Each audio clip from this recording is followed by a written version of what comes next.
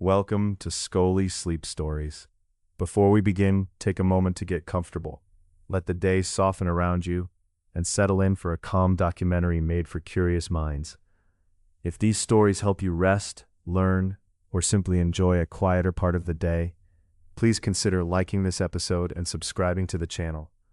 Now, when you are ready, let us begin. Chapter 1: Before Bread, Seeds, Grasses, and Early Gatherers.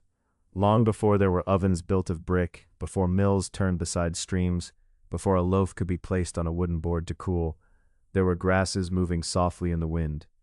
They grew across open places, along lake shores, on hillsides, and in valleys where the seasons brought rain and warmth in their own slow rhythm. Their seed heads bent when they were ripe. Some were small and pale, some were darker, held tightly in husks. To a passing animal, they were only part of the wide landscape. But to careful human eyes, they were food. This was before farming. People did not yet plant fields in the way later villages would. They lived by knowing the land closely. They gathered wild plants, hunted animals, fished where water allowed, and collected nuts, fruits, roots, tubers, and seeds. This way of finding food is called foraging. It means searching for and gathering what grows or lives naturally in a place. Foraging was not random. It required patience and memory. People learned when certain plants ripened, where roots could be found after rain, which seeds were ready to shake loose, and which places offered food in one season and shelter in another. A landscape was read almost like a story, with signs written in leaves, tracks, soil, birdsong, and wind. Among the plants gathered were wild grasses. A wild cereal is a grass with edible seeds, before people have changed it through farming. In parts of Southwest Asia, wild ancestors of wheat and barley grew, along with rye and many other grasses. Their seeds were smaller and less convenient than later farmed grains, but they held nourishment. They could be collected, carried, stored for a time, and prepared in many ways. Imagine a warm, dry day near a stand of ripening grass. Hands reach gently toward the seed heads. A basket waits nearby, perhaps woven from reeds or other plant fibers. Seeds are shaken loose or stripped from their stems. Some fall with a faint patter. Some cling and must be worked free. The task is quiet, repetitive, and skilled. A basket of seeds is not yet bread. It is not yet flour. It is only a beginning.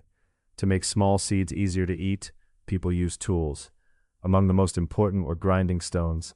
A grinding stone is a stone tool used to crush seeds, nuts, or other foods. Often there was a larger, lower stone, with a hollow or smooth surface, and a smaller handheld stone moved over it. With steady pressure, the seeds cracked. Their hard coats broke. Pale pieces gathered in the hollow. The sound may have been soft and regular. Stone against stone, seed against stone, a low scraping rhythm. Over time, whole seeds became cracked grain, then coarse powder. This coarse ground grain is called meal. Meal is not as fine as the white flour many people know today. It has texture. It may contain tiny fragments of husk, seed coat, and inner grain. But once crushed, the seeds could be mixed with water, softened, cooked, and digested more easily. Archaeologists have found traces of this deep relationship between people, plants, and stones. At a site called Ohalo II, near the Sea of Galilee, evidence suggests that people were processing wild cereal grains around 23,000 years ago. Ohalo II was a lakeshore settlement from the end of the last ice age. Its remains were unusually well preserved, giving researchers a rare glimpse into daily life from a very distant time. At such ancient sites, the evidence is delicate. Stones may show wear from grinding. Tiny plant remains may survive. Burned fragments may leave clues. These traces do not tell us one exact recipe. They do not show a neat loaf or a written instruction, but they do suggest that long before farming became common, some people were gathering wild grains and using stones to prepare them. What did they make with those grains? We cannot know with certainty. The foods may have taken several forms. Some seeds may have been cracked and eaten after soaking or cooking. Some may have become porridges or gruels, soft mixtures of grain and water warmed near a fire. Some may have been made into pastes. Some pastes may have been shaped into simple cakes and cooked on hot stones, in ashes, or beside glowing embers. These foods were not yet bread as many people picture it now. They may not have risen. They may not have had a crust and crumb. They may have been soft, dense, or crumbly. The boundary between porridge, paste, cake, and bread was still gentle and uncertain. But in these early preparations, one can see the quiet foundation of bread: grain, water, hands, stone, and heat. The knowledge behind such food was carried in practice. A person had to know which seeds were worth gathering and when they were ripe.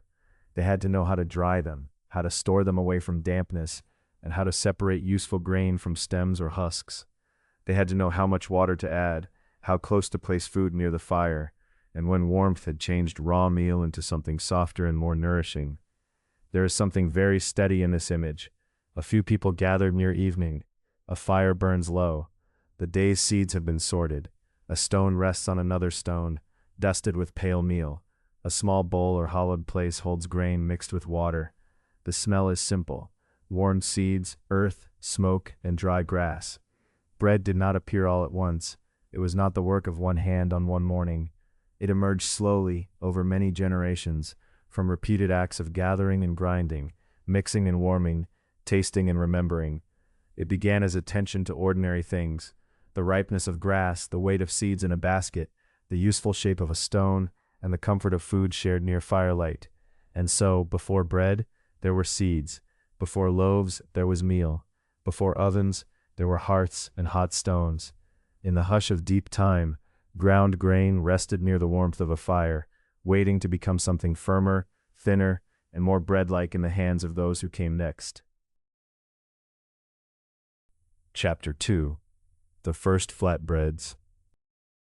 Long after people first learned the value of wild seeds, and long before fields of planted grain became a familiar sight, there were small hearths glowing in open landscapes.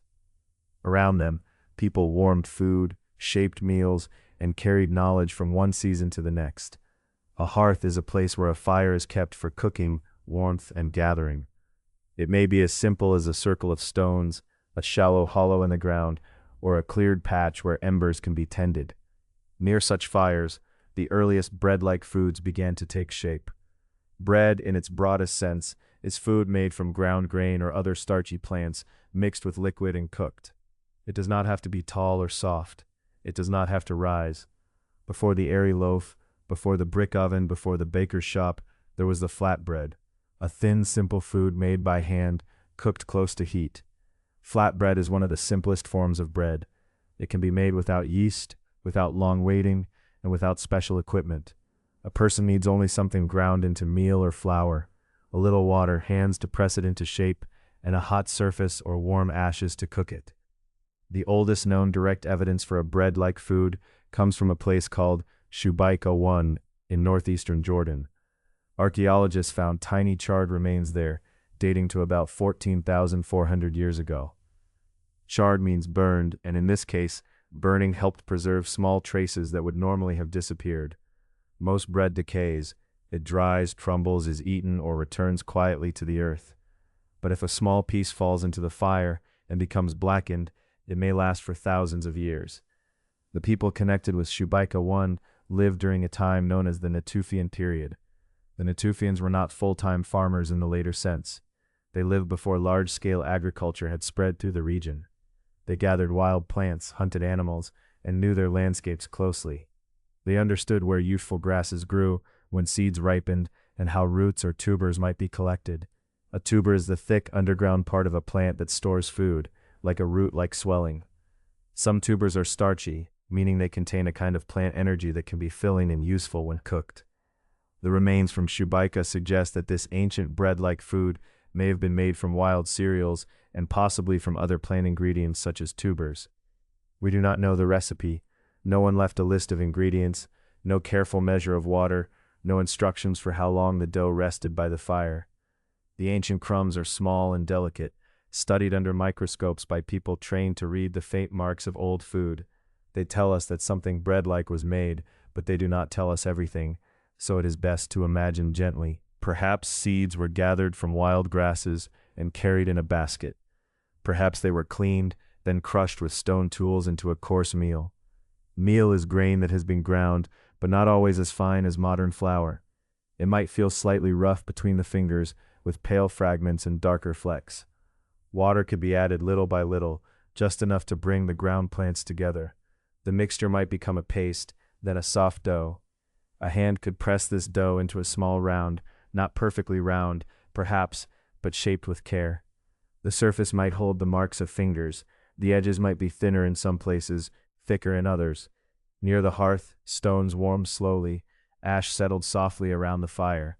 The dough could be laid on a hot stone, tucked near the embers, or placed in warm ashes and later brushed clean.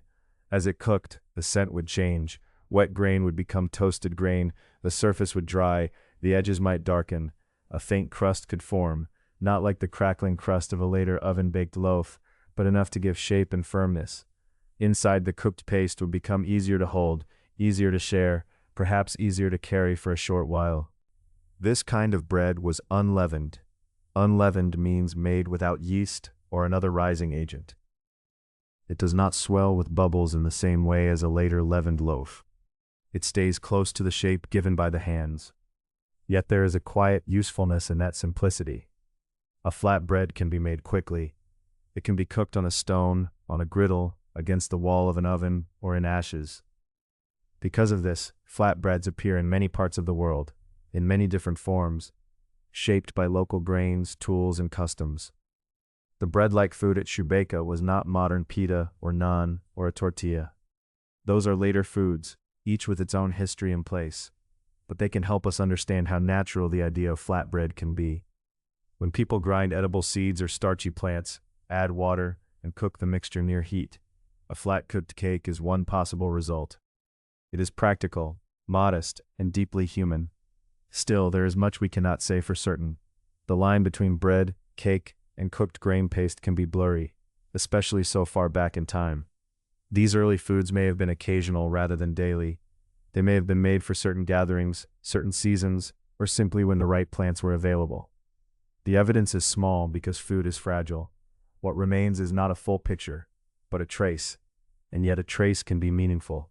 A few charred crumbs tell us that, thousands of years before settled farming became common, people were already combining ground plants and water, shaping them, and cooking them by fire. They were already exploring the gentle transformation that heat brings to grain. They were already making something that belongs to the long family of bread. In the fading light, one might picture a small group near a hearth.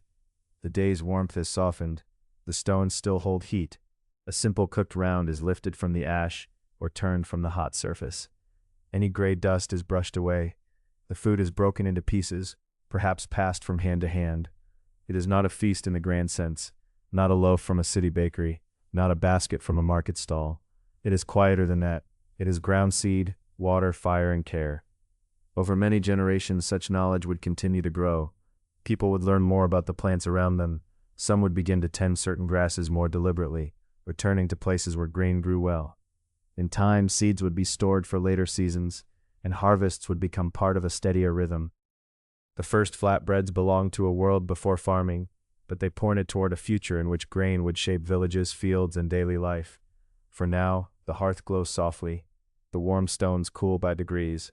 The scent of toasted grain lingers in the evening air, and the first simple breads rest in memory like small, darkened crumbs preserved by time. Chapter 3. Farming and the Rise of Grain. From the quiet hearth, where early doughs warmed on stone or ash, the story of bread slowly widens outward, into open land and changing seasons. Imagine a field before it is fully a field. Wild grasses grow in patches across the hills and valleys, their seed heads bend in the breeze, some pale gold, some green, some dry and ready to scatter. People know these plants well. They know when the seeds are firm, when they are ripe, when birds have begun to gather, and when the time has come to cut, shake, or pluck the grain into baskets. For a long time, people gathered food from many sources. They hunted, fished, dug roots, collected nuts and fruits, and gathered wild seeds. Then, over many generations in several parts of the world, some communities began to guide the growth of certain plants more closely. They saved seeds. They returned to favored places. They cleared small patches of land. They noticed which plants were easier to harvest, which gave fuller seed heads, and which ripened at useful times. This gradual turning toward farming is often called the Neolithic transition. Neolithic means the later part of the Stone Age, a time when many communities began living in more settled villages and using polished stone tools, pottery, and cultivated plants. The word transition is helpful because farming did not arrive all at once. It was not a single moment, and it did not happen everywhere in the same way. In some places it began earlier, in others much later. Some people farmed while still hunting, gathering, herding, or fishing. Many ways of living continued side by side. In Southwest Asia, in a broad region often called the Fertile Crescent, wheat and barley became especially important. The Fertile Crescent curves through lands that include parts of the eastern Mediterranean, Mesopotamia, and nearby uplands. Its soils, rivers, rainfall patterns, and wild grasses helped make it one of the early centers of farming. Around 10,000 BCE, though the timing varied from place to place, people in this region were beginning to cultivate grains more regularly. Among the important early grains were einkorn wheat, emmer wheat, and barley. Einkorn and emmer are ancient kinds of wheat, different from most wheat grown today, but deeply connected to bread's long history. Barley, hardy and useful, also became a steady companion to early farmers. These plants did not become domesticated in a single season. Domestication means that wild plants or animals slowly change over time through human selection. People choose seeds from plants with useful traits, plant them again, and repeat the process for many generations. One helpful trait in grain was a seed head that did not shatter too easily. In many wild grasses, ripe seeds fall away naturally, scattering themselves across the ground. But for a person gathering grain, it can mean much of the harvest is lost before it reaches the basket. Over time, people favored plants whose seeds stayed on the stalk longer. These were easier to cut and carry. Other traits mattered too: larger seeds, reliable growth, and ripening that could be predicted with the season. Slowly the landscape changed. A patch of useful grasses became a tended plot. A tended plot became a field. The field returned year after year, shaped by hands, stone blades, wooden tools, and patient attention. In the warm months, grain ripened under the sun. At harvest time, baskets filled with seed heads. Back in the village, the grain was threshed and winnowed. Threshing loosened the seeds from the stalks. Winnowing used air, sometimes a breeze, to carry away the lighter chaff, the dry husks and bits of straw, leaving the heavier grain behind. Grain had a special gift. Fresh fruit softened quickly. Meat and fish needed drying, smoking, salting, or eating soon. But dry grain, if kept safe from damp and pests, could last for months, even longer. Clay jars, woven baskets, storage pits, and bins became part of daily life. The sound of grain pouring into a container, a soft, steady patter, was also the sound of food saved for another day. Storage changed the rhythm of communities. People could plan for seasons ahead. They could keep seed for planting and grain for eating. They could gather in more permanent villages, though settled life brought its own work and responsibilities. Fields had to be prepared, crops had to be watched, harvests had to be brought in at the right time, tools had to be made and repaired, grain had to be ground. Morning grinding became a familiar task in many early farming households. A person might kneel beside a flat stone, moving a smaller stone back and forth over kernels of wheat or barley. The grain cracked first, then softened into coarse meal, and with more work, into something closer to flour. Flour is finely ground grain, meal is rougher with a more uneven texture. Both could be useful. From these ground grains came many foods, not only bread. Porridges and gruels were important, warm mixtures of grain and water cooked until soft.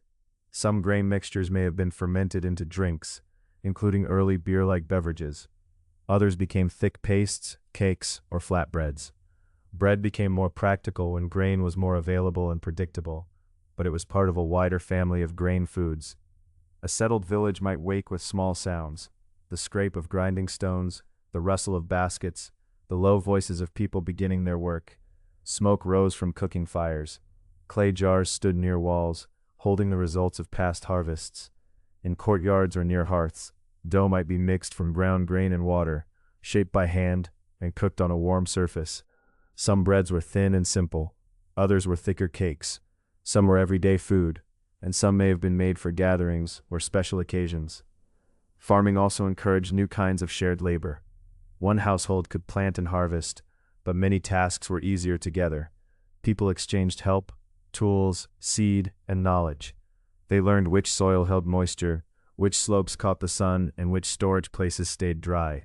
They made sickles for cutting grain, stones for grinding it, jars for keeping it safe, and ovens or hearths for cooking it. There was no single path. In one region, wheat might be favored, in another barley. Elsewhere in the world, other crops rose to importance: rice, millet, sorghum, maize, and many starchy roots and tubers. Each place shaped its own foods from its own plants, weather, tools, and customs. Bread, in the broad sense of ground grain or starch mixed with liquid and cooked, would take many forms. In this part of the story, we can linger beside the early fields of wheat and barley. The grain stands tall in the late light. Hands gather it into bundles, baskets fill, jars are sealed, a portion is kept for the next planting, and another for meals through the colder or drier months. Over many generations, grain became not just something found, but something tended. It became a crop, a store of time, a way of carrying sunlight from one season into the next.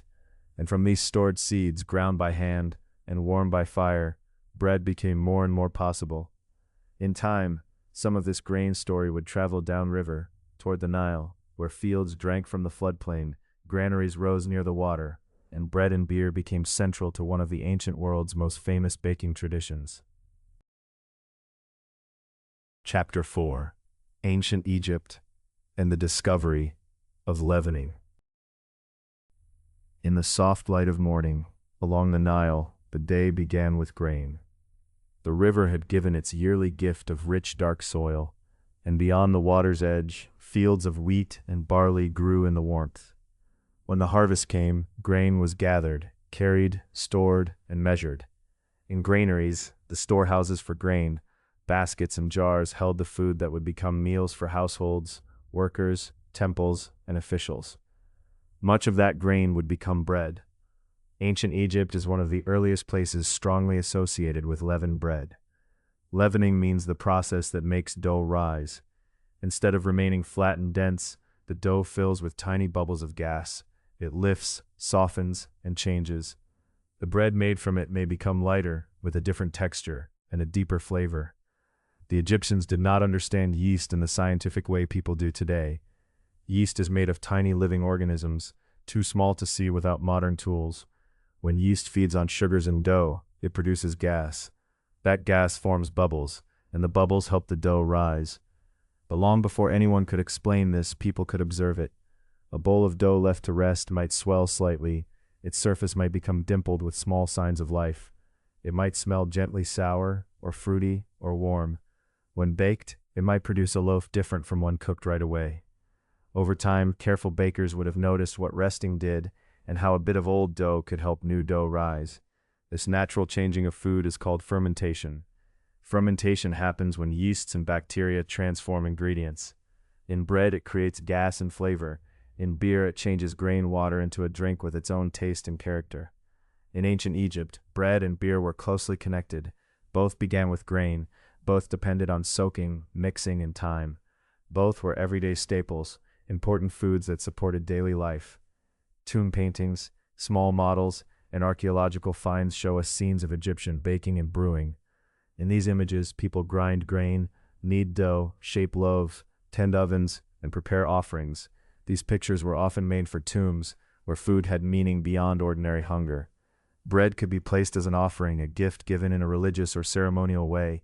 In this way, bread belonged not only to kitchens and workyards, but also to temples, tombs, and ideas of care that reached beyond a single day. Egyptian bread came in many forms. There were loaves of different shapes and sizes: round, long, flat, tall, pointed, or molded. Some were made for daily eating, some were made for special purposes. Some were baked in heated chambers, and some in clay molds shaped like cones. These conical molds could be heated and filled with dough, producing tall loaves with a distinctive form, holding heat from fire, and turning soft dough into firm bread. One may imagine a bakehouse in the early day, not as a hurried place, but as a place of practiced movement. Grain is brought in from storage, it is ground into meal or flour, sometimes still coarse, with tiny traces from stone tools. Water is added, hands mix and press, dough rests in bowls. Nearby, another vessel holds fermenting grain for beer. The air is warm with clay, flour, smoke, and the faint bubbling scent of change. Not every Egyptian loaf was soft like a modern loaf of bread. Many were dense, some were coarse. Depending on the grain, the grinding, and the baking, bread could contain bits of husk or even fine grit from the stones used to mill the grain. Yet it was central, useful, sustaining, and familiar. Bread and beer formed a foundation of the diet for many people in ancient Egypt. They also formed part of payment and organization. Workers, officials, and people attached to temples could receive bread and beer as rations. A ration is a regular portion of food given as support or payment. These rations were counted, recorded, and distributed. In this way, bread was tied to labor, administration, and the careful keeping of stores. Grain in a granary could become flour, dough, bread, and finally a daily portion in someone's hands. The link between beer and bread may have helped leavening become more common. It is possible that frothy beer or fermenting grain mixtures influenced dough. It is also possible that bakers learned to keep back a piece of fermented dough and add it to the next batch. Leavening may have appeared gradually, and perhaps in more than one place. We cannot say with certainty that Egyptians invented risen bread, but ancient Egypt gives us especially rich evidence for its early importance. There is a gentle wonder in the discovery. Flour and water are simple things. Together they make dough. But when dough is left with time, warmth, and the quiet work of unseen life, it changes. It becomes more than a paste of grain. It expands with air. Its flavor deepens. Its surface softens and stretches. When placed in heat, it rises a little more before setting into bread. The Egyptians may not have named the hidden helpers, but they knew the results. They knew how grain could be transformed by grinding, mixing, resting, brewing, and baking. They knew that bread could feed a household, supply a workforce, honor a god, and accompany the dead as an offering. In their hands, bread became both ordinary and meaningful. As the sun rose higher over the Nile, clay ovens held their warmth. Rows of small loaves emerged from heat and were set aside to cool. Jars of beer stood nearby, made from the same world of grain and water, time and skill. The scent of baked bread drifted through courtyards and workrooms, steady and familiar, and from these rising doughs the story of bread moved onward, across the Mediterranean, into the households, bakeries, markets, and mills of Greece and Rome. Bread would continue to change, carrying with it the quiet knowledge of grain, fire, and air. Chapter 5. Bread in Greece and Rome. In the classical world of ancient Greece and Rome, bread became part of the steady rhythm of many days. It was not the same in every home, and it was not eaten in the same way by every person. Diets changed from region to region, from century to century, and from one social class to another. Yet across towns, farms, ports, and cities, grain was ground, dough was shaped, ovens were warmed, and bread found its place beside many other foods. In Greece, the story often begins with barley. Barley is a hardy grain, able to grow in places where wheat may be less reliable, and it was especially important in earlier Greek foodways. People made barley cakes, porridges, and other simple grain foods, sometimes eaten with cheese, olives, figs, fish, or wine. Wheat was also valued, and wheat breads became more common where the grain was available. Some breads were plain and practical. Others were shaped with care, made for festivals, offerings, or households with more resources. Greek bakers learned to make many kinds of bread. Some loaves were round, some were long or flat, some were marked before baking, so they could be broken apart more easily after they came from the oven. A loaf might be sprinkled with seeds, enriched with oil, or shaped for a special occasion. The exact recipes are mostly gone, but ancient writings and images give us glimpses of a lively baking tradition, full of variety and skill. A baker's work began long before the oven. Grain had to be cleaned and ground. A mill is a tool or machine for grinding grain into flour, and in ancient households the simplest mills were worked by hand.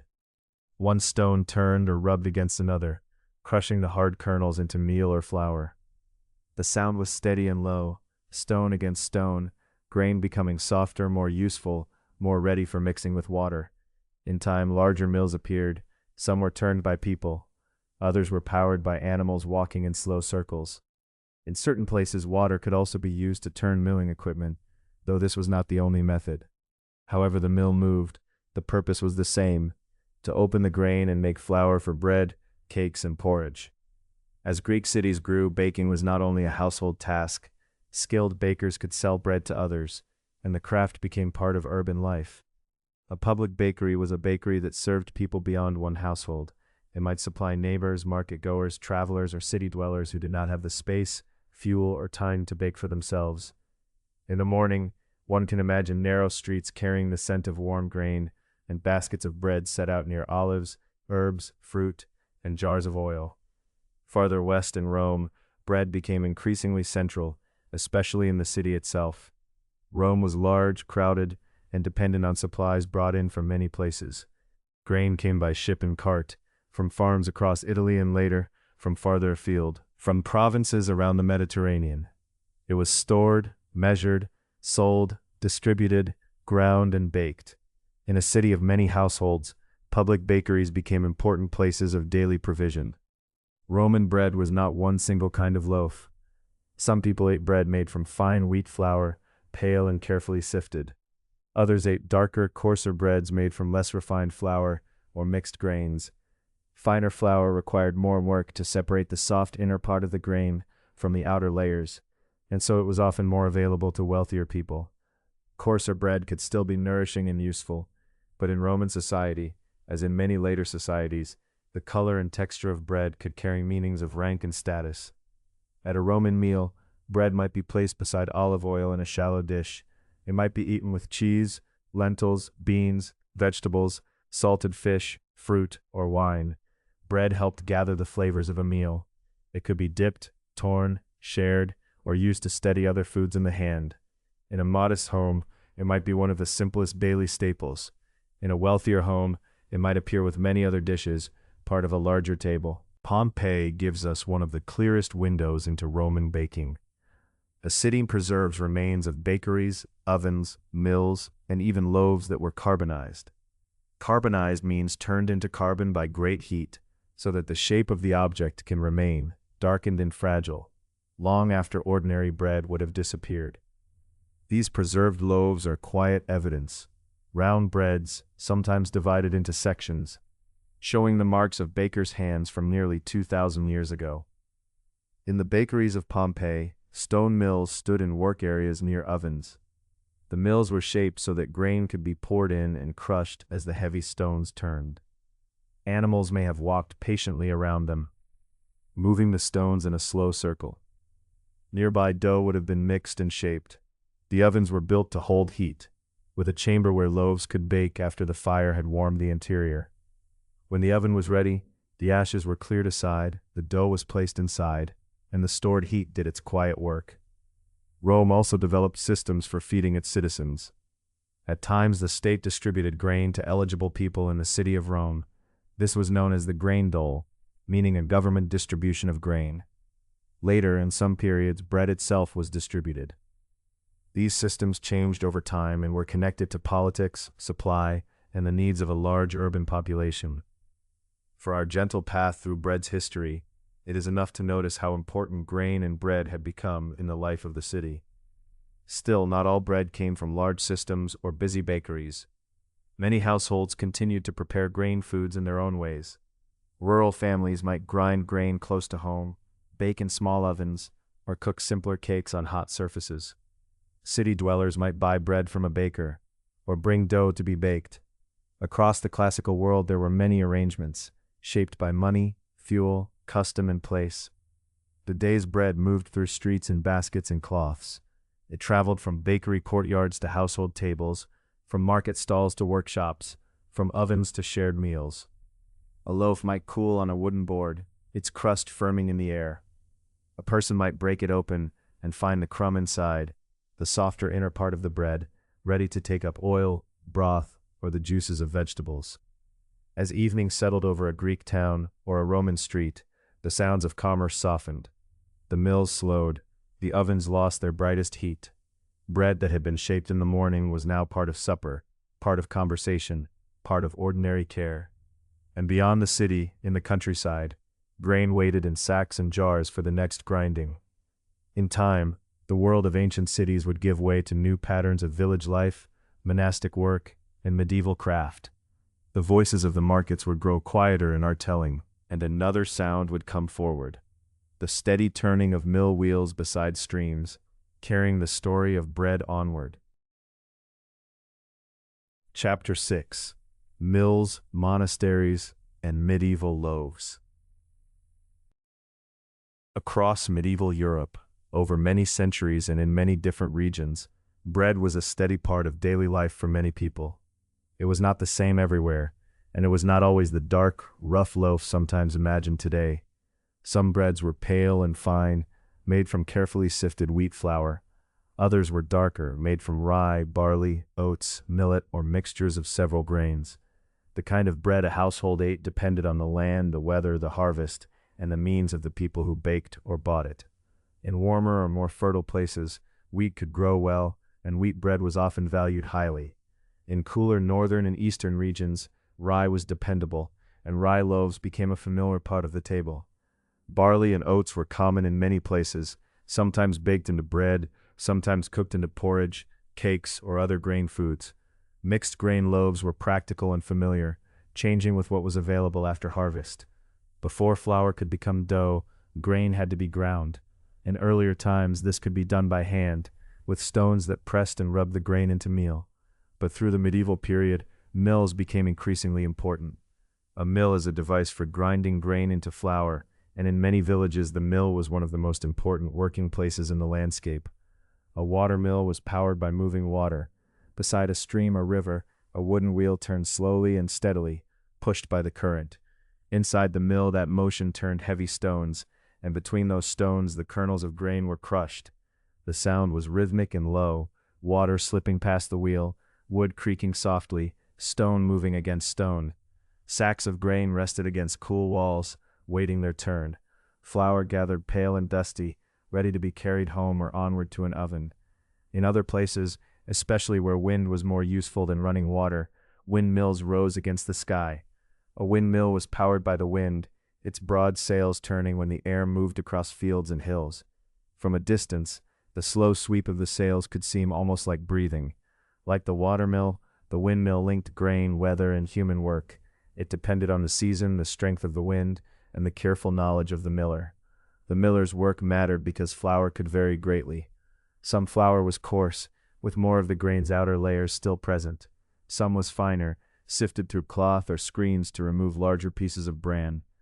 Fine white bread existed in medieval Europe, but it usually required more grain and more labor, and so it was often more expensive. Darker breads were not simply poor bread. They could be nourishing, flavorful, and well-made. Yet in many places, lighter wheat bread carried social meaning, and people noticed the difference between a fine loaf and a coarse one. Once flour reached the household, the bakery, or the great kitchen, it was mixed with water, and sometimes with a leavening source, such as saved dough from an earlier batch. Leavening means the process that makes dough rise. Not all medieval breads were risen, and not all rose in the same way. Some were dense and close-textured, others were lighter. The baker knew the feel of dough by hand, too dry, too wet, too slack, or just ready to rest beneath a cloth. Bread could be baked in several kinds of places. Some families baked at home if they had the means and the equipment. In towns, professional bakers made bread for sale, and their ovens warmed before dawn. In many villages, people used a communal oven, an oven shared by many households. A family might shape its own loaves at home, mark them in some simple way, cover them with cloth, and carry them to be baked alongside the loaves of neighbors. There were also manorial ovens, connected to the estate or manor where local rights and obligations were organized. In some communities, people paid a fee to use these ovens. The details differed from place to place, but the pattern was familiar. Grain grown in fields, ground at a mill, shaped into dough, and brought to the heat. A medieval oven often held warmth in its walls. A fire burned inside until the chamber was hot. Then the ashes were raked aside, and the loaves were placed on the oven floor. The baker had to understand heat without a thermometer, reading it through experience, the color of the bricks, the feel of the air, the timing of the fire. Too hot, and the crust might darken too quickly. Too cool, and the loaf might bake slowly and heavily. Good baking was a quiet craft of attention. Monasteries were another important part of medieval bread history. A monastery was a religious community where monks or nuns lived, prayed, and worked. Many monasteries managed fields, gardens, mills, breweries, kitchens, and bakehouses. They kept records, offered hospitality to travelers and guests, and prepared food for their communities. Bread and ale, a fermented drink made from grain, were part of this regular provision. In a monastery bakehouse, the work followed a calm order. Grain was measured, flour was stored, dough was mixed in troughs or bowls, loaves were shaped by practiced hands, the oven was heated, swept, and filled. The daily rhythm of baking joined the larger rhythm of bells, meals, labor, and prayer. In such places, bread was both ordinary and carefully managed, part of the structure of the day. Because bread was so important, medieval authorities often made rules about it. These rules could control the weight, price, and quality of loaves. In England, one well-known regulation was the assize of bread and ale. An assize was an official rule, and this one connected the price and size of bread and ale to the changing price of grain. When grain was costly, loaves might be smaller for the same price. When grain was cheaper, loaves could be larger. The purpose was to create a standard that people could understand, though in practice such rules depended on local enforcement and local conditions. These regulations remind us that bread was not only food, it was also part of markets, wages, and community trust. A loaf needed to be what it claimed to be. A baker's work was measured not only by taste, but by fairness, weight, and reputation. At some medieval tables, bread also served as a utensil. A trencher was a thick slice or slab of bread, used like a plate. Food could be placed upon it, especially in certain dining settings. Not everyone used trenchers in the same way, or every day, but the idea shows how useful bread could be. It could hold a meal, soak up juices, and later be eaten or given away, depending on custom and circumstance. Through the year, bread followed the seasons. In late summer and autumn, harvest brought carts, baskets, and granaries filled with grain. In winter, stored grain became especially precious, and ovens brought warmth to stone rooms and timbered kitchens. In spring, supplies might be watched carefully as new growth appeared in the fields. In every season, the work continued, grinding, sifting, mixing, shaping, baking, sharing. Imagine for a moment a village near evening. The mill wheel has slowed beside the stream. Sacks are tied and stacked. In one house, dough rests beneath linen. In another, loaves have returned from the shared oven, their crusts firm and brown. Farther away in a monastery kitchen, bread cools on wooden boards while the last light fades from the windows. Outside, the air may be cool. Perhaps there is snow along the road, or a pale mist over the fields. Inside, the bread holds the memory of grain, water, fire, and hands. And from these medieval mills and ovens, the story of bread gently opens outward again, toward many other landscapes, many other grains, and the countless forms bread would take around the world. Chapter 7. Bread Across the World. Across the world, bread has never been only one thing. It has been thin and round, soft and steamed, crisp at the edge, spongy and sour, dark with rye, pale with rice, golden with maize, or warm from the wall of a clay oven. It has been made from wheat, barley, rye, teff, maize, rice, millet, roots, pulses, and many other nourishing plants. In some places it is a loaf. In others, it is a wrap, a scoop, a plate, a cake, a dumpling, or a soft round held in the hand. If we travel gently from kitchen to kitchen, we begin to see bread as a family of foods rather than a single invention. Each kind belongs to its own landscape, its own tools, and its own memory of meals.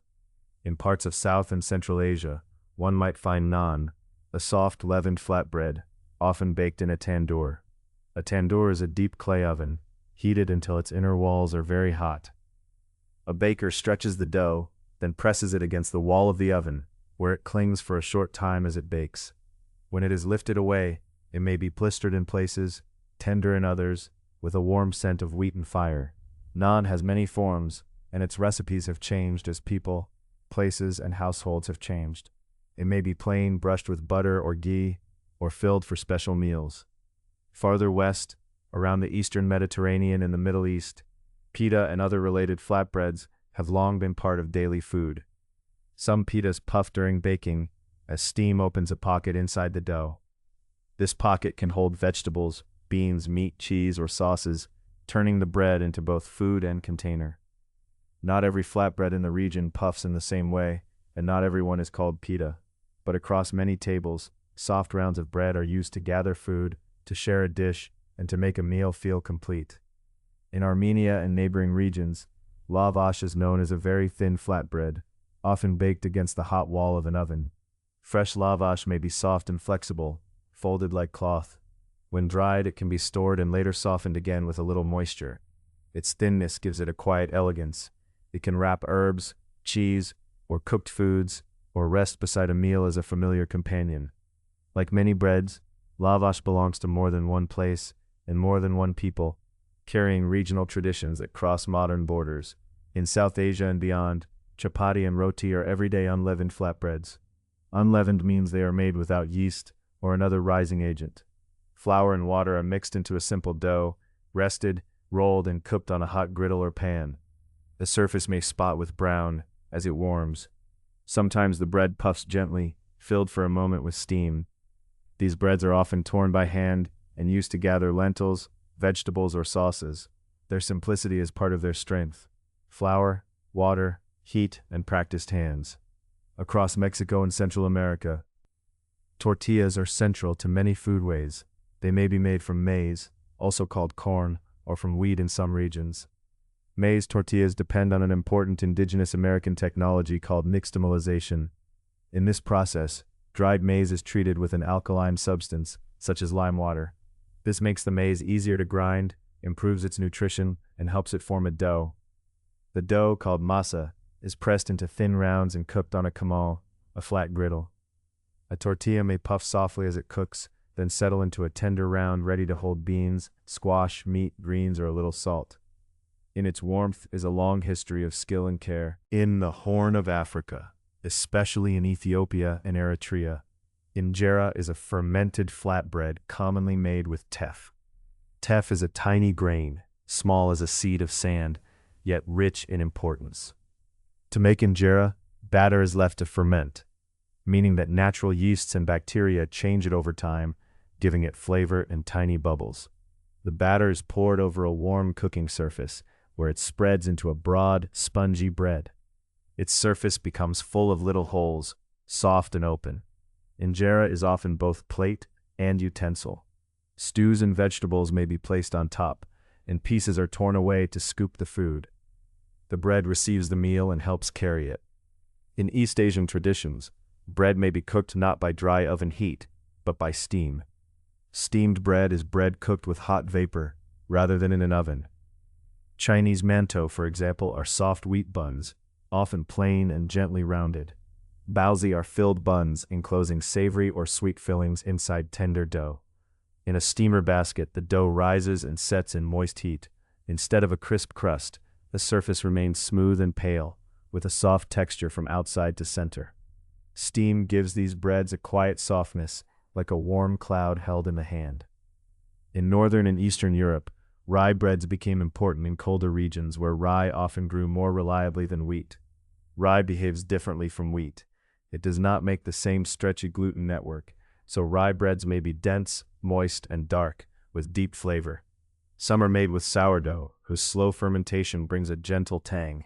A loaf of rye cooling in a quiet kitchen may have a firm crust and a close crumb, the inside part of the bread. It suits long winters, preserved foods, soups, fish, cheese, and the steady rhythm of northern meals. In many parts of Asia, rice has carried some of the meanings that wheat carries elsewhere. Rice breads, rice cakes, and steamed rice foods take many forms. Some are pounded until smooth and elastic. Some are fermented. Some are cooked in leaves, pans, or steamers. In English, we may call certain rice foods bread or cakes, though local names and categories are often more precise.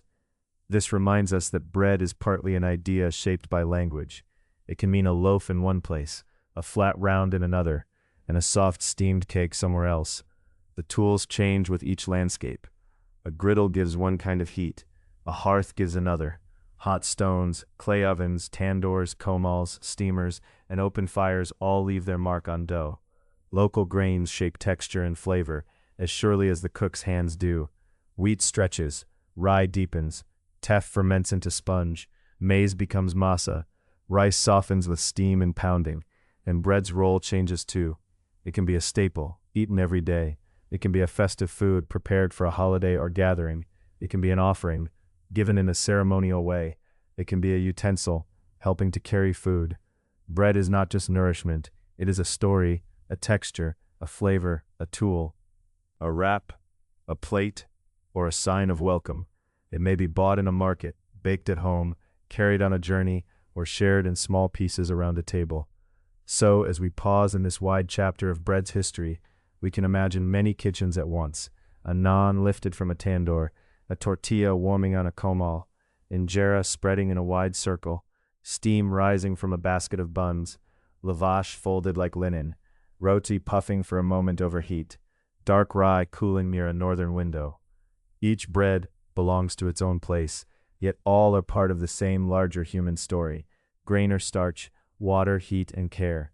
And from these many local tables, our path will turn next toward the roads and rivers between them, where grains, tools, and ideas traveled slowly through markets, ports, caravans, and the long movement of people across the earth. Chapter 8: Bread, Trade, and the Movement of Grain. Across the long history of bread, there were always paths. Some paths were narrow footways between villages. Some were broad roads worn smooth by carts and animals. Some crossed dry plains where caravans moved slowly beneath wide skies. Others were sea paths, traced by ships between harbors, following winds, currents, and stars. Along these routes traveled many things: cloth, salt, spices, pottery, tools, stories, and songs. And among them, often quietly, traveled grain. A trade route is simply a path used again and again for exchanging goods. It may be a road across land, a riverway, or a line of travel over the sea. A caravan is a group of travelers moving together, often with animals carrying loads. A port is a place where ships come to load and unload. In such places, sacks of wheat or barley might rest in the shade beside baskets of dates, jars of oil, and bundles of cloth. Bread changed as people moved. Grains moved, ovens moved, milling tools moved. A way of shaping dough could travel in memory, carried by a baker's hands. A method for heating a clay oven could be learned by watching a neighbor. A seed saved from one harvest could be planted in new soil under a different sky. Wheat and barley, first domesticated in parts of Southwest Asia, spread widely over many generations. They moved into Europe, North Africa, and parts of Asia, sometimes through trade, sometimes through migration, and sometimes through conquest and settlement. This movement was not always peaceful or equal, and it was often tied to larger changes in power and land. But in daily life, the exchange of food knowledge could also be quiet and ordinary. One household learning from another, one baker observing the shape of another baker's loaf. As wheat and barley traveled, they met new climates. In warmer and drier places, some varieties grew well. In cooler northern regions, wheat could be less reliable. There, rye became especially important. Rye is a hardy grain, able to grow where winters are cold and soils are less gentle. From it came dense, fragrant breads, often darker than wheat loaves, with a deep flavor that suited long winters and sturdy meals. Other parts of the world built their daily breads and bread-like foods from different staple crops. A staple crop is a food crop that forms a major part of a community's diet. Rice, millet, sorghum, maize, and cassava all supported their own traditions. Some were made into cakes, flatbreads, steamed foods, porridges that set firm, or soft breads cooked on griddles. Not every culture used the word bread in the same way, and not every staple became bread in the wheat-based sense. Still, the human idea was familiar: grind, soak, mix, heat, share. In East Asia, rice was central in many regions, while wheat was also important in the north and west. Millet had a long history in northern China and other parts of Asia. Millet and sorghum nourished many communities, shaped by local climates and long experience. In the Americas, maize became one of the great food plants of the world, transformed through careful indigenous knowledge into tortillas, tamales, cakes, and many other foods. Cassava, a starchy root from South America, later traveled far and became important in parts of Africa and Asia. No single route explains all of this movement. Food traditions spread in many directions, and many techniques were also developed independently, because people everywhere studied the plants around them and learned what heat, water, and time to do. One famous web of routes is known as the Silk Roads. These were not one road but many connected paths linking East Asia, Central Asia, the Middle East, and Europe. Along them traveled silk, ceramics, horses, metals, spices, and ideas. Food knowledge moved too, sometimes in small steps from town to town. A traveler might eat a bread unlike the one at home. A merchant might carry flour cakes for the journey. In a caravan town where people rested near evening fires, one could find several languages, several grains, and several ways of cooking dough. Farther south, maritime trade tied together the Mediterranean, the Red Sea, the Indian Ocean, and later the Atlantic. Maritime means connected with the sea. Ships carried grain, flour, dried foods, and tools between ports. In a quiet harbor, workers might unload sacks from a ship's hold, the air smelling of salt water, rope, wood, and grain dust. Nearby, market bread might be wrapped in cloth, stacked in baskets, or sold from shaded stalls in the morning light. Ports were places of meeting. A baker in one city might learn of a different oven from sailors. A family arriving from another shore might continue making the bread they knew, then adjust it to new flour, new water, and new fuel. The shape might remain familiar, while the taste changed slightly, or the grain might remain the same, while the cooking surface changed. Traditions did not stay fixed like stones. They lived like dough, responding to touch, weather, and time. After 1492, the movement of crops across the world became much larger and faster, through what historians call the Columbian Exchange. This means the movement of plants, animals, foods, people, and diseases between the Americas and the rest of the world after sustained contact began between these regions. It brought enormous change. Maize spread from the Americas to Europe, Africa, and Asia. Wheat was brought by Europeans to the Americas. Cassava traveled from South America to Africa and Asia, where it became an important food in many places. The Columbian Exchange was not simply a cheerful trade of useful plants. It was deeply tied to colonization, disease, forced labor, and major disruption for indigenous peoples and many others.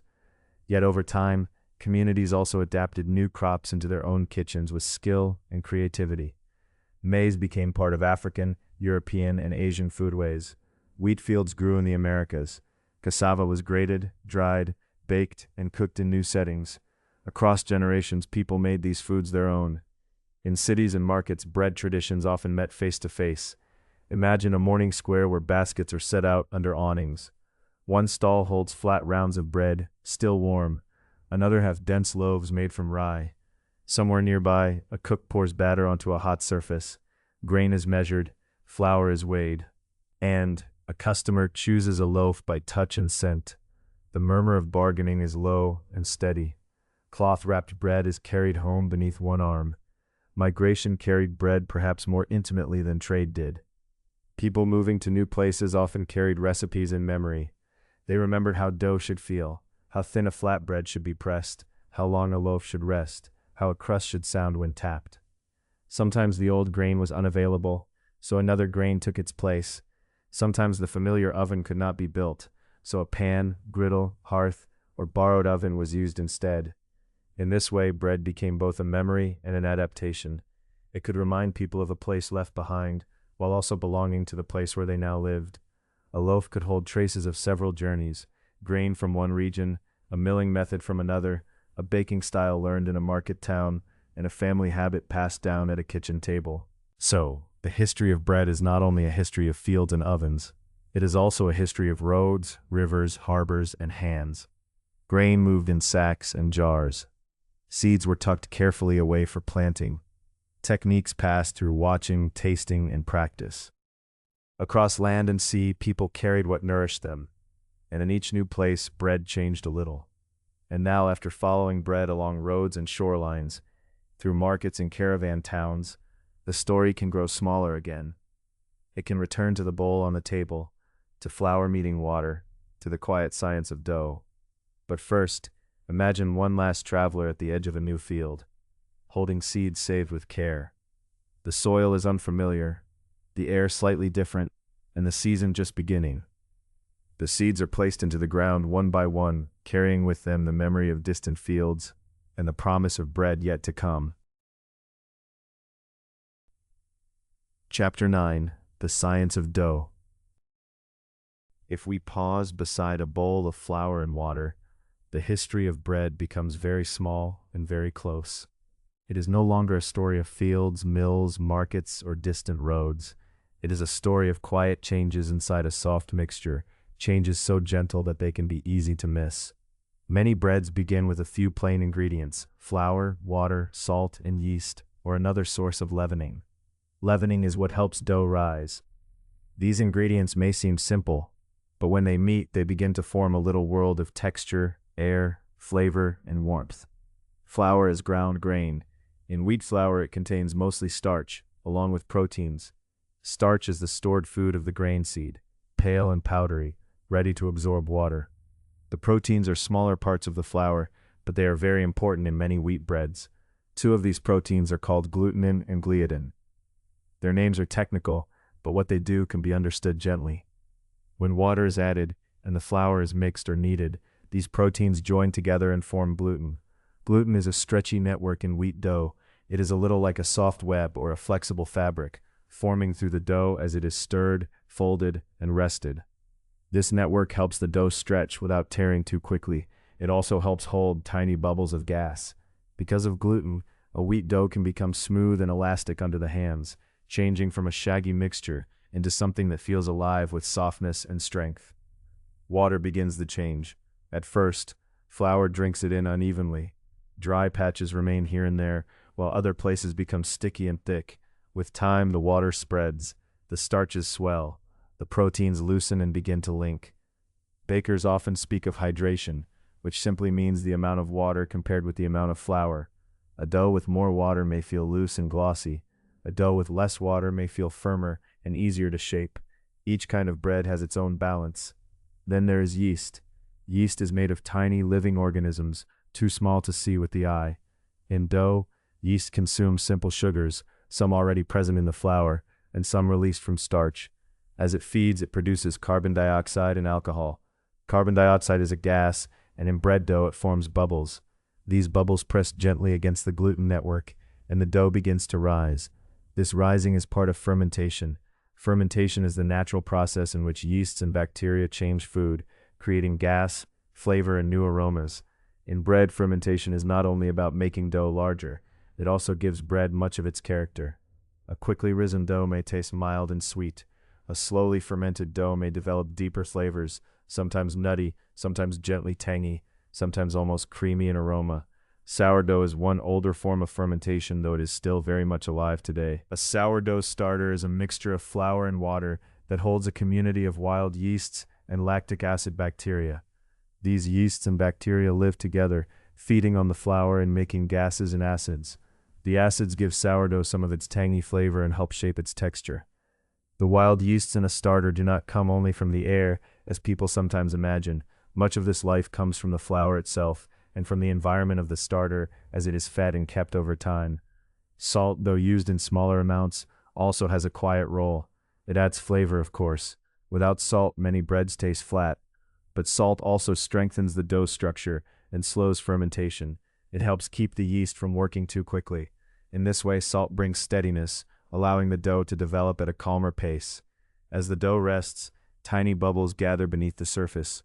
A covered bowl may look still from across the room, but inside the dough is slowly changing. It loosens, rises, and becomes lighter. The surface may become smooth and slightly rounded. If touched gently, it may feel airy, as though it is holding a soft breath. When dough enters the heat of an oven, another series of changes begins. The gases inside expand. The yeast works briefly more quickly, then grows still as the heat becomes too great. The loaf may rise one last time in the oven, a change bakers sometimes call oven spring. Starches gelatinize, meaning they absorb water and thicken into a soft structure. Proteins set, helping the loaf hold its shape.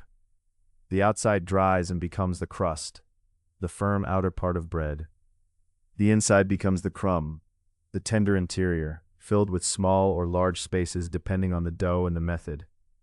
Steam can help in this early part of baking. In some ovens, bakers add steam so the surface of the dough stays moist a little longer. This allows the loaf to expand before the crust sets firmly. Later, as the surface dries, The crust deepens in color. Browning reactions create the warm aromas of toasted grain, gentle sweetness, and roasted flavor. These reactions are part of what makes a bakery smell so comforting. Not all grains behave like wheat. Wheat is especially good at forming stretchy gluten, which is why it has become so important in many risen loaves. Rye has less gluten strength, and rye doughs often feel stickier and less elastic. They rely on other structures in the grain to hold shape. Maize, rice, oats, and many other grains do not form the same kind of stretchy network, so breads made from them use different methods. Some are flat, some are steamed, some are mixed with wheat. Some depend on careful cooking, soaking, fermenting, or pressing. Gluten is important to many breads, but it is not necessary for all bread. So the science of dough is really a science of small relationships. Flour with water, yeast with sugar, salt with thyme, heat with moisture. It is a quiet transformation, patient and practical. A handful of grain becomes flour, flour becomes dough, dough gathers air, heat turns it into bread, and when the loaf is taken from the oven, the changes continue for a little while. The crust may crackle softly as it cools. The crumb inside settles and finishes setting, becoming sliceable and tender.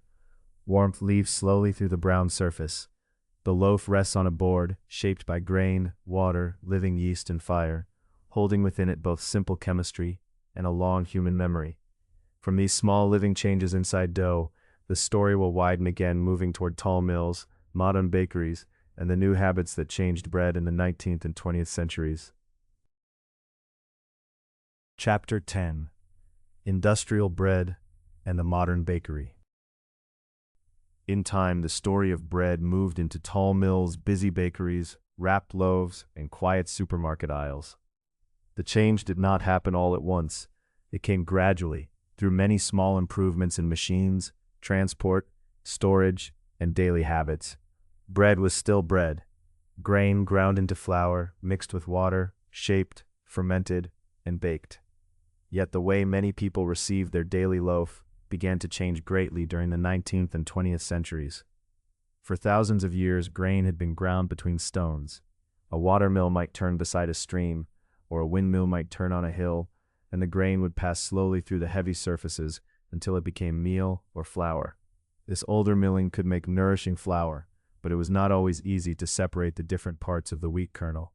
A grain of wheat has several parts. The bran is the outer layer, like a protective coat. The germ is the small part that can grow into a new plant. The endosperm is the starchy middle, pale and soft when ground finely. In earlier milling, these parts were often crushed together, and separating them required sifting, also called bolting. Fine white flour existed before modern industry, but it took more labor and was often more expensive. During the 19th century, roller milling expanded. A roller mill is a machine that grinds grain with metal rollers instead of large flat stones. The rollers could be adjusted carefully. They broke the grain in stages, gently enough to separate bran and germ from the starchy endosperm more effectively. Flour could then be made finer, whiter, and more consistent. In the soft light of an industrial mill, one might imagine flour moving through chutes and sifters like pale dust in a steady stream. Grain entered at one end, and flour emerged at another, sorted and measured with increasing precision. This new milling helped refined white flour become more widely available. Refined flour means flour with much of the bran and germ removed, leaving mostly the starchy endosperm. It made breads that were light in color, mild in flavor, and predictable in baking. At the same time, another quiet change was taking place in fermentation. For much of bread's history, bakers relied on sourdough starters, old dough saved from a previous batch, or the natural yeasts found in brewing and baking environments. These methods could be flavorful and dependable in practiced hands, but they were also sensitive to temperature, time, flour, and care. In the 19th century, commercial yeast became available. This was yeast grown and sold especially for baking. Yeast is made of tiny living organisms that feed on sugars in dough and produce carbon dioxide, a gas that forms bubbles and helps bread rise. Commercial yeast made fermentation more predictable. Bakers could mix dough knowing more clearly how long it might take to rise and how it might behave in the oven. With consistent flour and reliable yeast, bakeries could grow larger. Machines began to help with work that hands had done for generations. Mixing, kneading, dividing, shaping, and baking could be done at greater scale. A dough mixer could turn slowly and steadily, folding flour and water together. Dividing machines could portion dough into even pieces. Long ovens could carry rows of loaves through controlled heat. The rhythm was different from the village oven or the household hearth, but it had its own order. Flour measured, dough rested, loaves shaped, crusts formed, bread cooled. This new kind of baking helped feed growing towns and cities. It also made bread more affordable and more consistent for many people. A loaf bought on Monday could be much like one bought on Thursday. Families could plan around a familiar shape, a familiar softness, and a familiar price. Industrial bread was not simply one thing, and it was not only a story of loss. It brought access, convenience, and steadiness, especially where many people needed inexpensive food close at hand. Packaging changed bread as well. Wrapped bread helped protect loaves during transport and handling. It could stay soft longer and travel farther from the bakery where it was made. Bread that had once been carried home from a local oven or shop might now arrive in paper or plastic, stacked neatly on shelves, each loaf similar to the next. One of the best-known changes came in the United States in 1928, when commercially sold pre-sliced bread appeared. It was linked to Otto Frederick Rohwedder's slicing machine and the Chillicothe Baking Company in Missouri. Sliced bread did not transform every household overnight, but it became a powerful sign of modern convenience. The bread knife was no longer needed for every sandwich or breakfast slice. Each piece was even, soft, and ready to use. Later in the United Kingdom, another important development appeared. In 1961, the Chorleywood bread process was developed. It used intense mechanical mixing, along with additives, to make bread quickly from lower protein wheat. Additives are ingredients used for purposes such as strengthening dough, keeping bread soft, or helping loaves stay consistent. This method allowed large bakeries to produce bread efficiently and rapidly, shaping the kind of soft sandwich loaf that became common in many British shops. As flour became more refined, some countries also began enrichment and fortification programs. Fortification means adding nutrients to food. In flour, this could include iron and B vitamins, either to replace some nutrients reduced during refining or to improve the food supply more broadly. These policies varied from country to country, but they became an important part of modern bread history. By the later 20th century, supermarkets changed the way many people bought bread. Instead of visiting a bakery each morning, shoppers could choose from shelves of wrapped loaves, rolls, buns, and flatbreads while buying many other foods at the same time. Yet local bakeries did not disappear. In many towns and cities, small bakeries continued to open their doors before sunrise, shaping rolls, baking rye, glazing sweetbreads, or setting crusty loaves in the window. Modern bread became a wide landscape.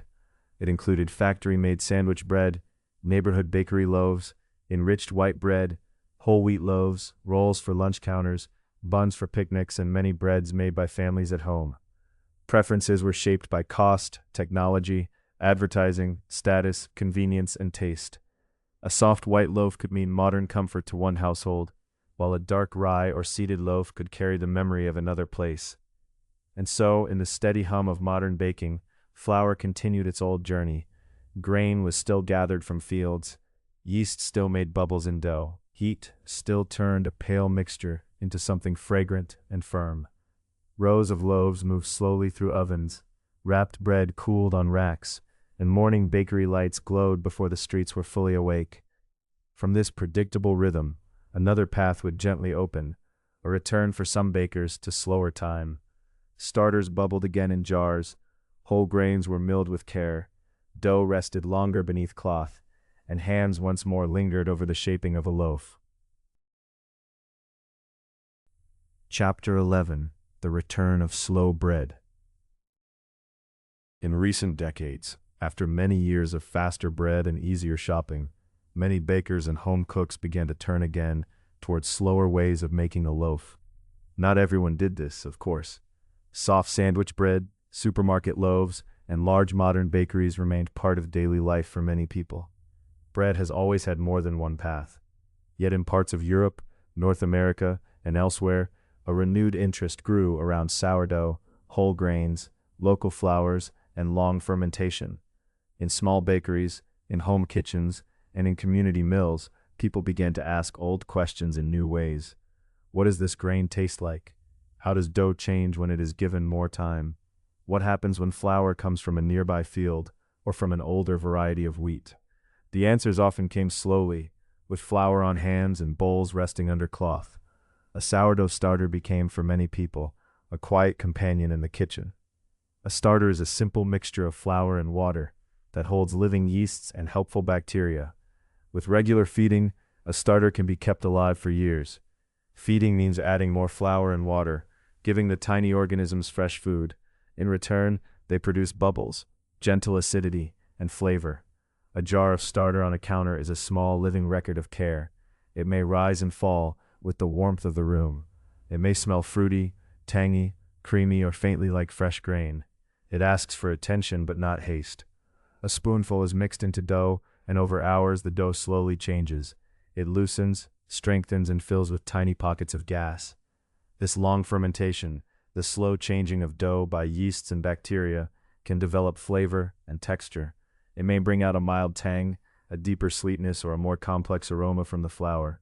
Time becomes one of the ingredients, not a dramatic ingredient, but a patient one. The return of slow bread was also a return to whole grain for many bakers. Whole grain flour includes all three main parts of the grain: the bran, the germ, and the endosperm. The bran is the outer layer. The germ is the part that can grow into a new plant. The endosperm is the starchy middle. Refined white flour keeps mostly the endosperm, while whole grain flour keeps more of the seed together.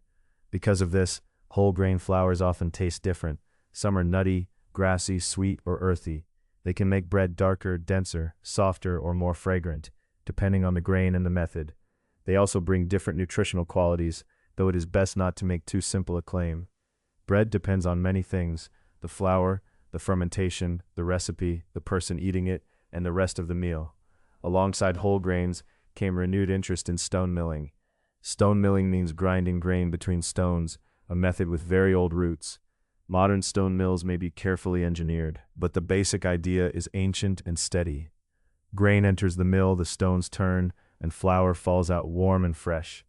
Some bakers value stone-milled flour because it can preserve more of the whole grain and offer distinctive flavors.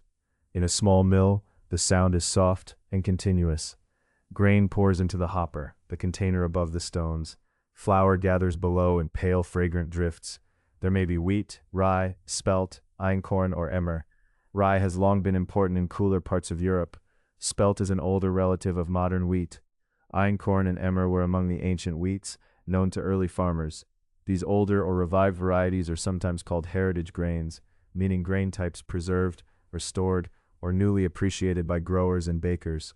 Heritage grains are not magic, and they are not always better in every way. They may be harder to grow, harder to mill, or less predictable in dough, but they can carry flavors and textures that invite curiosity. A baker may learn that einkorn dough feels softer and more delicate. Emmer may bring a warm, deep color. Rye may make a loaf moist and close-textured, with a quiet sweetness that lasts for days. The artisan bread movements of the late 20th and early 21st centuries often combined old methods with modern knowledge. The word artisan usually suggests careful handwork and skill, though it has no single strict meaning in many places. Some artisan bakers used wood-fired ovens, natural leavening, and long fermentation. Others used modern mixers, temperature control, and precise scales. Tradition and technology did not need to be opposites. A baker could learn from the past while using the tools of the present. There is a calm rhythm to this kind of baking. Flour is weighed into a bowl, water is added. The mixture rests, allowing the flour to fully moisten. Salt is folded in. Starter is mixed through the dough. Then come the slow folds: lift, stretch, turn, and rest.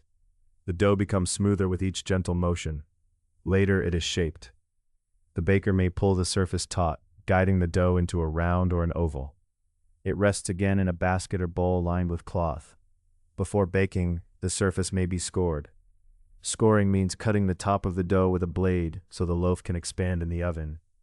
The cut may be simple, just one curved line, or it may be patterned like a leaf or a sheaf of grain. During the COVID-19 pandemic, home baking became especially visible. Many people spending more time at home tried sourdough for the first time. Some shared starter with neighbors. Some learned through books, videos, messages, and patient trial. Loaves did not always rise perfectly. Crusts sometimes grew too dark, or crumbs came out dense.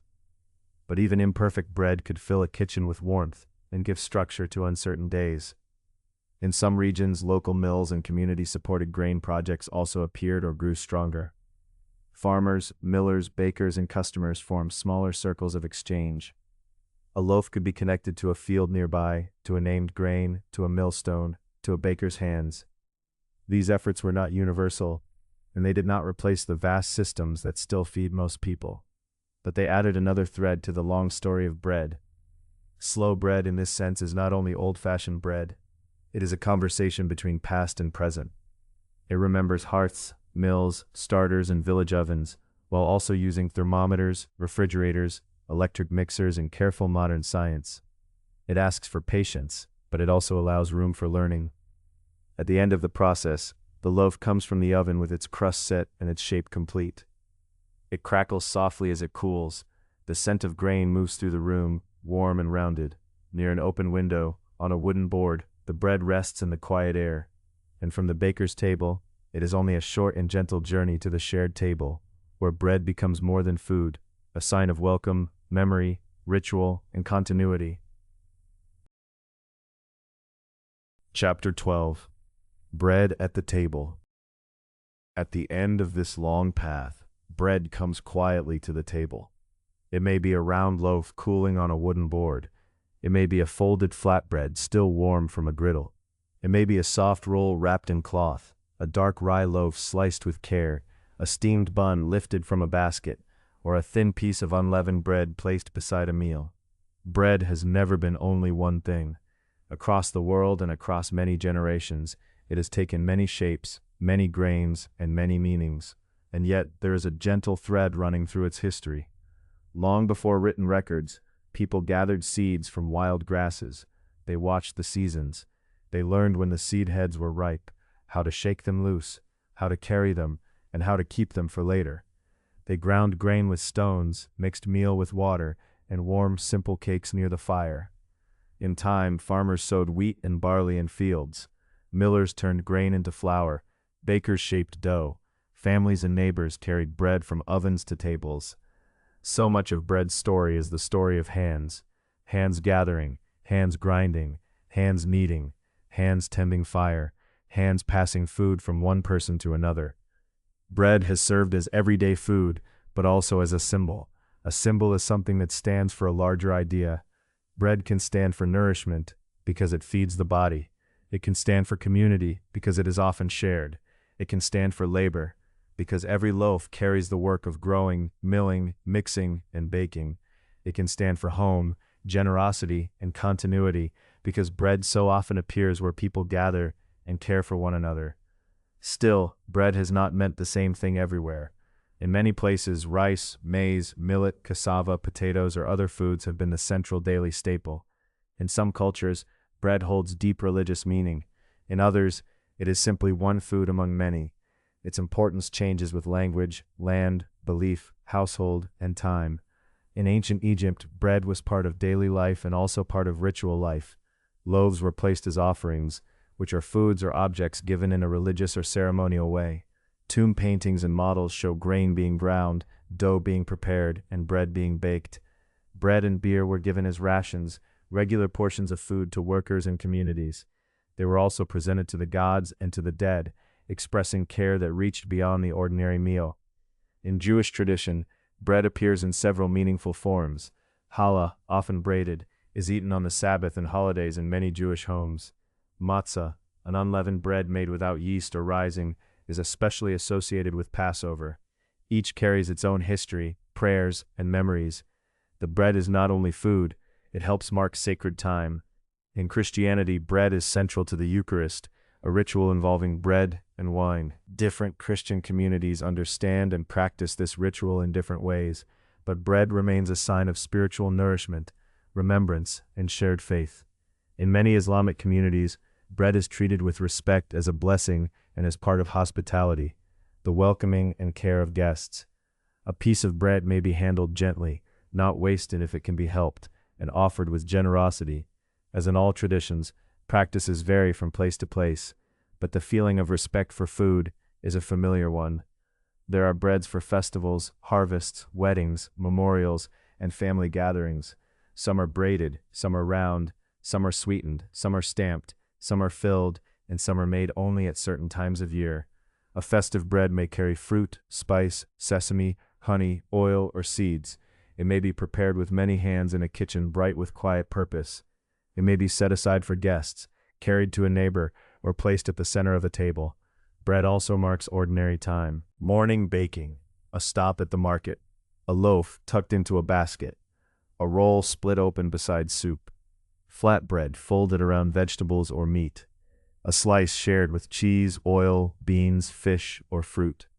The day moves on, and bread moves with it, modest and steady. In language, bread often becomes a way to speak about life itself. Daily bread can mean the food needed for each day. Breaking bread means sharing a meal, and often suggests fellowship. A breadwinner is a person whose work helps provide for a household. These phrases remind us that bread has often stood for sustenance, work, and belonging.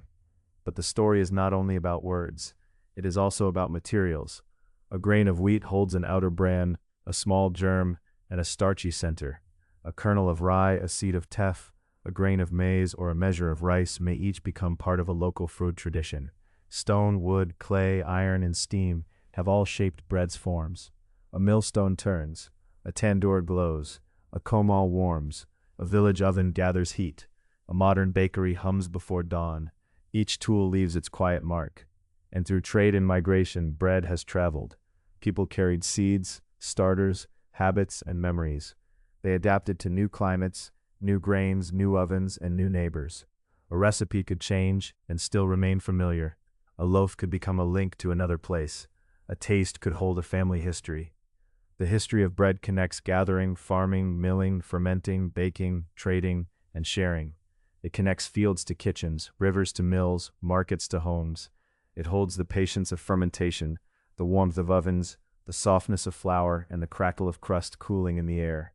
At the table, a loaf may seem simple, yet within it are many quiet histories: wild grasses bending in warm wind, pale meal collecting on a grinding stone, clay jars filled with grain, Egyptian ovens warming in the dawn, Roman bakeries opening to narrow streets, medieval mills turning beside streams, market stalls, caravan roads, harbor warehouses, family kitchens, and small bakeries with lights glowing early in the morning. All of these moments settle gently into bread. Now imagine a loaf resting on a wooden board. Its crust is warm browned, its crumbs soft within. A clean cloth lies nearby. A few crumbs scatter across the table. Evening light falls across the room. Someone tears off a piece and passes it on.